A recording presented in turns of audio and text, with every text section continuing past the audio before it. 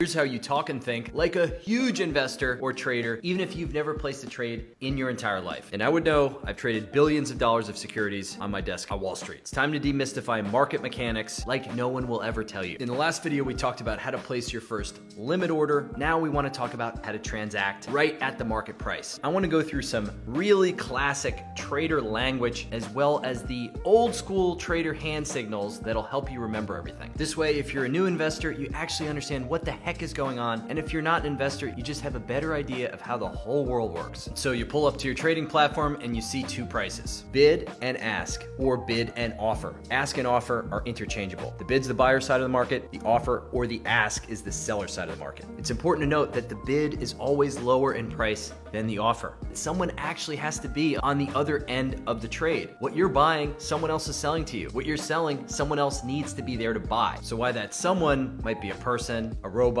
a company, an algorithm, it's not just a video game. Okay, now here's some terminology to make you sound like a pro. Let's pretend you want to transact right now. You don't want to place a limit order. This is called a market order. This is going to be a little counterintuitive for any blackjack players out there. When you want to sell, you hit the bid. When you want to buy, you lift the offer. You are hitting the bid and you are lifting the offer. Why hitting? If you think about a nail, the nail goes down, down, down, down. As you sell something, you're putting downward pressure on the price. Alternatively, when you're buying something, it's called lifting the offer. With a lot of buying pressure, the price is gonna go up. Hit the bid, lift the offer. Mine, yours. Okay, now time for the hand signals. If you notice when I talk about this, I automatically am making hand gestures. Now, this goes back hundreds of years to the gestures that you'd make in a open outcry pit. That means the people actually yelling and screaming at each other to buy and sell stuff. This is as old as selling tulips. When you're buying something, you're waving this way and you're saying mine. When you're selling something, you're waving this way and you're saying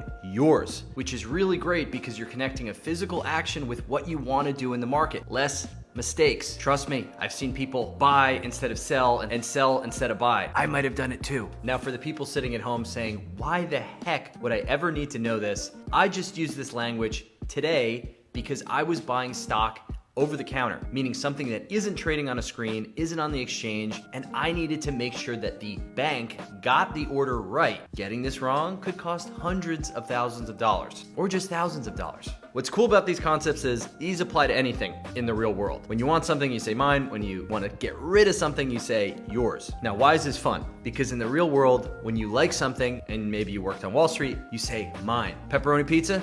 Mine. Pineapple on pizza? Yours.